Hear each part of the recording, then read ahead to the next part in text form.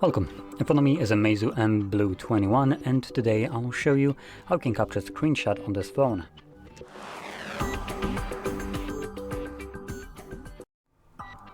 So to get started, you'll want to open up content that you wish to capture. I'll be using home screen as an example for this, so it's already open and visible on my screen. Once the content that you wish to capture is visible, simply hold your power button and volume down at the same time, like so.